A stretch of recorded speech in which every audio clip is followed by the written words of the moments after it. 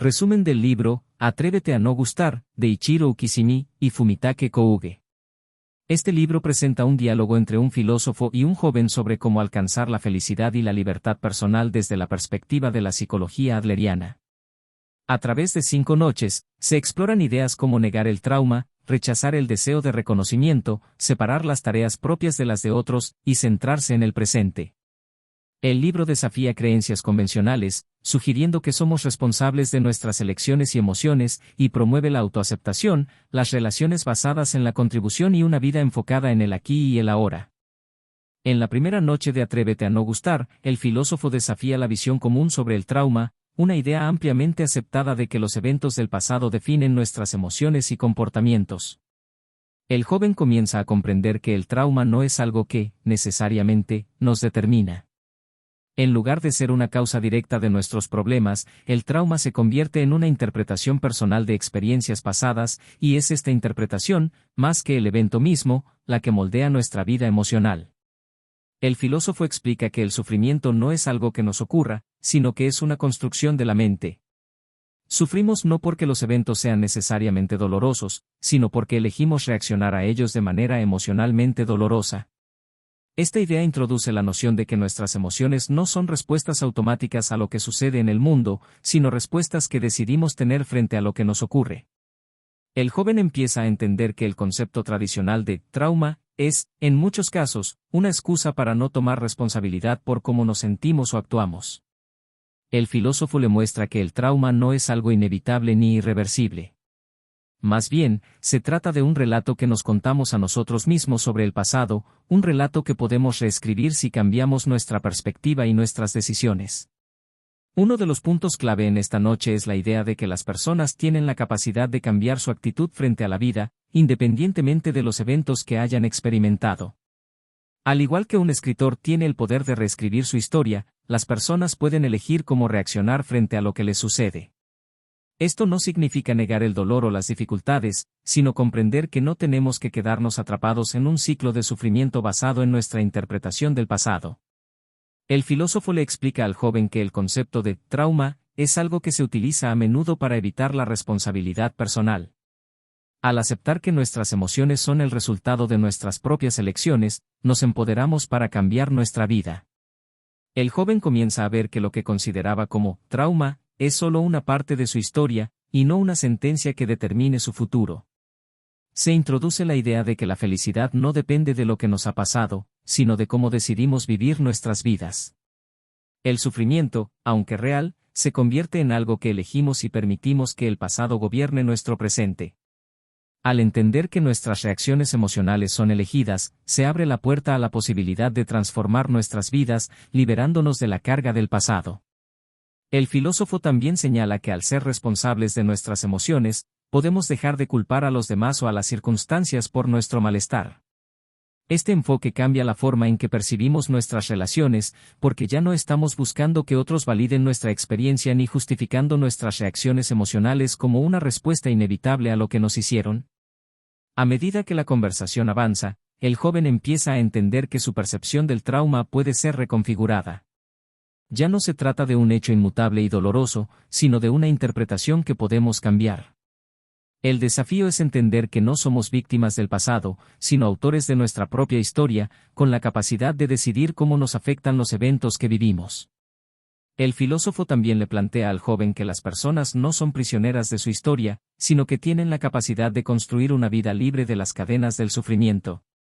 La verdadera liberación radica en la capacidad de reescribir nuestra narrativa, sin que el pasado controle nuestra identidad. Esto abre nuevas posibilidades para el joven, que empieza a ver que su vida no tiene que estar definida por las experiencias dolorosas que ha vivido. Finalmente, la primera noche concluye con la idea de que la clave para superar el sufrimiento es liberarse del pasado y aceptar que nuestras emociones son el resultado de nuestras elecciones. El joven comienza a vislumbrar la posibilidad de vivir de manera más libre, sin las ataduras de un trauma que ya no tiene poder sobre él. Este primer paso hacia la autonomía emocional es solo el comienzo de un cambio más profundo en su vida, un cambio que le permitirá asumir la responsabilidad de su propio destino. En la segunda noche de Atrévete a no gustar, el filósofo continúa cuestionando las creencias del joven sobre el sufrimiento y la vida, enfocándose ahora en cómo las personas crean su propia infelicidad a través de lo que él llama mentiras vitales. El joven comienza a comprender que no son los eventos en sí mismos los que causan el sufrimiento, sino las historias que nos contamos sobre esos eventos. Según el filósofo, los seres humanos tienden a atribuir el sufrimiento a factores externos, como el entorno o las personas que los rodean, sin reconocer que, en realidad, las personas se fabrican su propio dolor emocional. El filósofo introduce la idea de que las personas tienden a sentirse víctimas de circunstancias fuera de su control, lo que les impide tomar responsabilidad por sus emociones. Esta forma de pensar se convierte en una mentira vital, porque, al hacerlo, nos negamos la posibilidad de cambiar nuestra situación. Según el filósofo, la infelicidad no es una consecuencia inevitable de la vida, sino una elección personal que surge cuando dejamos que el pasado, las expectativas de otros o nuestras propias inseguridades determinen cómo nos sentimos. El joven comienza a reconocer que muchas de las emociones que experimenta, como la ira o la tristeza, no son reacciones espontáneas ante lo que sucede, sino respuestas a las expectativas que ha internalizado. Al dejarse arrastrar por esas expectativas, especialmente las expectativas de los demás, el joven se ve atrapado en un ciclo de sufrimiento que parece fuera de su control. El filósofo le enseña que este ciclo puede romperse solo cuando uno toma plena responsabilidad por sus emociones y actitudes. El concepto de mentira vital se profundiza cuando el filósofo habla sobre la importancia de liberarse de la necesidad de ser reconocido o aprobado por los demás. Este deseo constante de validación externa es una de las principales fuentes de infelicidad.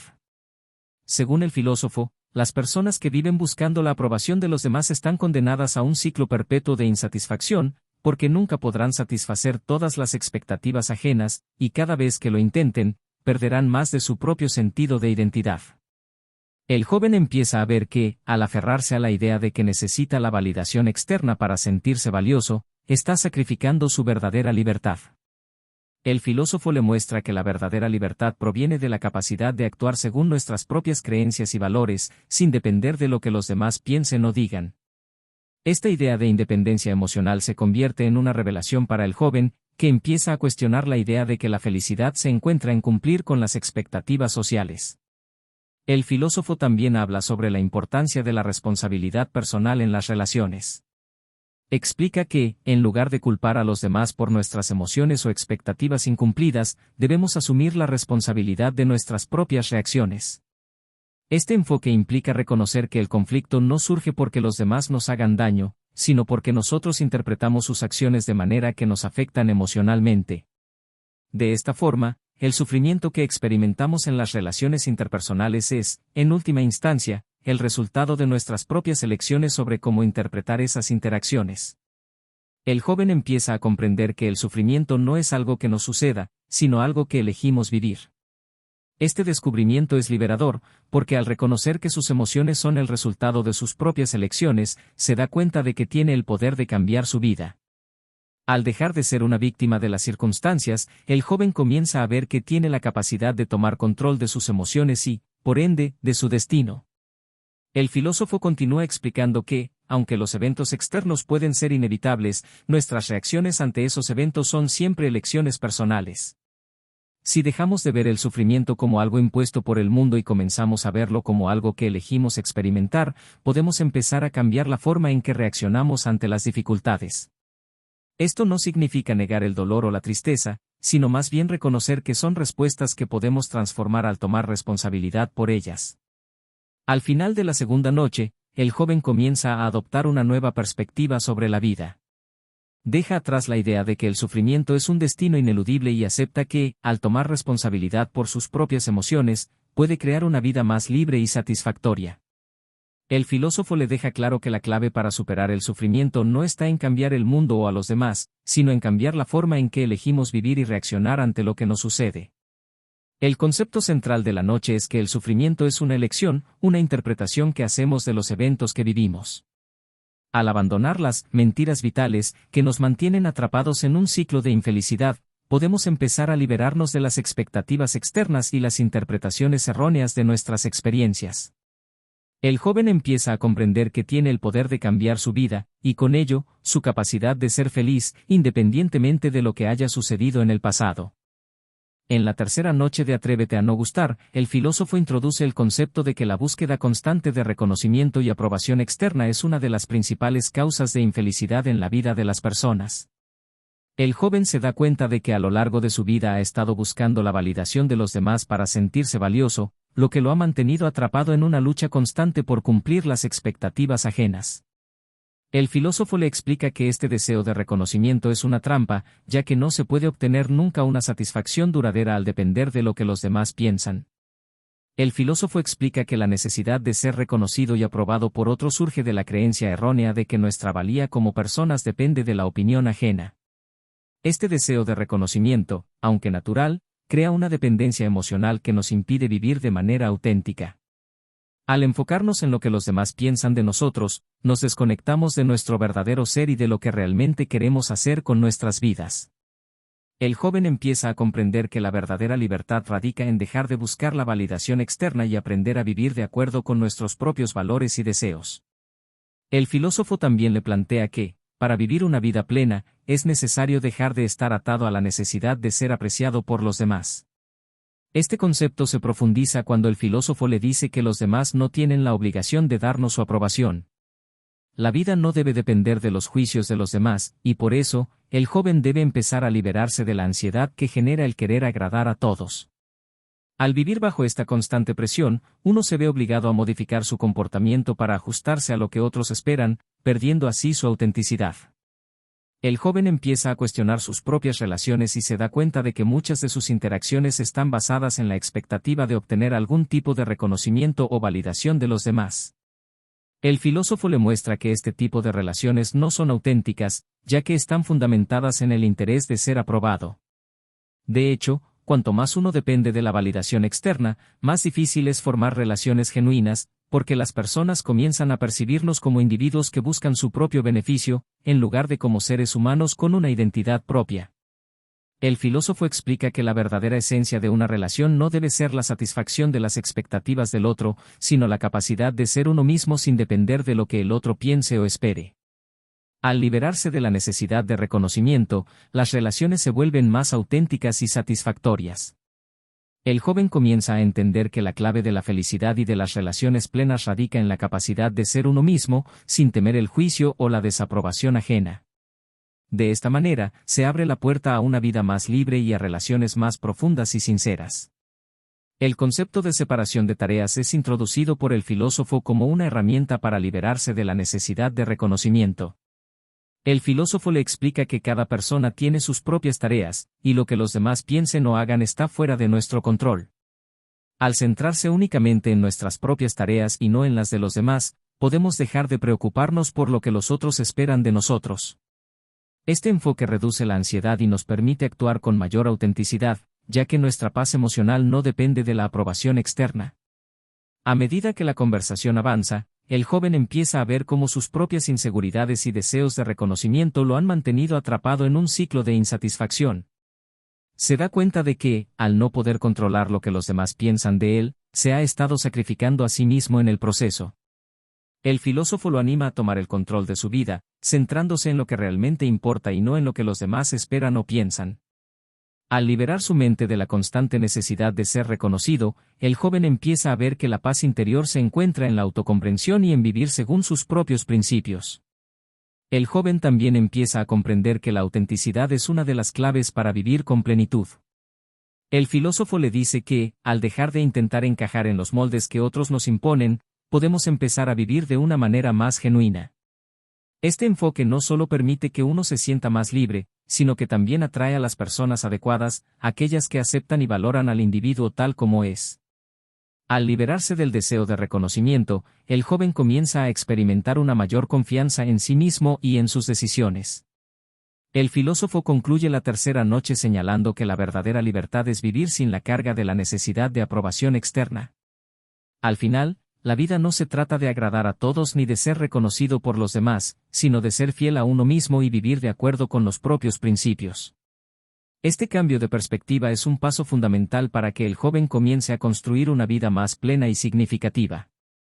Se da cuenta de que, al dejar de buscar la validación externa, puede comenzar a vivir una vida más auténtica y libre, donde las relaciones y las experiencias se basan en la verdad de quién realmente es. En la cuarta noche de Atrévete a no gustar, el filósofo aborda el concepto de la contribución a la comunidad como un pilar fundamental para una vida plena. El joven empieza a comprender que, en lugar de centrarse en sus propios deseos egoístas o expectativas de los demás, lo que realmente puede traerle felicidad es vivir de acuerdo con una mentalidad de contribución al bienestar de los otros. El filósofo le explica que una vida enfocada en el beneficio propio tiende a ser vacía, pero una vida orientada a la contribución genera un sentido profundo de propósito y satisfacción. El filósofo introduce la idea de que todos somos parte de una comunidad y que la vida cobra sentido cuando nos comprometemos a contribuir a esa comunidad de manera desinteresada. En lugar de enfocarse en lo que se puede recibir, es más significativo preguntarse cómo podemos aportar algo valioso a los demás. Este cambio de enfoque, de mirar hacia adentro a mirar hacia afuera, permite al joven liberar la carga de vivir solo para satisfacer sus propios intereses y, en su lugar, encontrar un propósito más grande que le brinde satisfacción personal y un sentido de conexión. El joven se da cuenta de que la verdadera libertad no está en hacer lo que le plazca todo el tiempo, sino en vivir de manera que sus acciones beneficien a los demás. El filósofo le explica que, al contribuir a la comunidad, dejamos de ser seres aislados y nos conectamos con un propósito más allá de nuestra existencia individual. Este acto de contribuir nos permite sentirnos parte de algo más grande, lo que produce una sensación de pertenencia y realización. El filósofo también le explica que la contribución no tiene que ser una gran acción o un acto heroico, sino que puede manifestarse en las pequeñas cosas diarias, ayudar a los demás, ser amable, escuchar a quienes lo necesitan, y hacer lo que esté dentro de nuestras posibilidades para mejorar el bienestar de las personas a nuestro alrededor. La clave está en entender que, al hacerlo, no solo estamos contribuyendo al bienestar ajeno, sino que también estamos construyendo una vida que tiene significado y valor para nosotros mismos.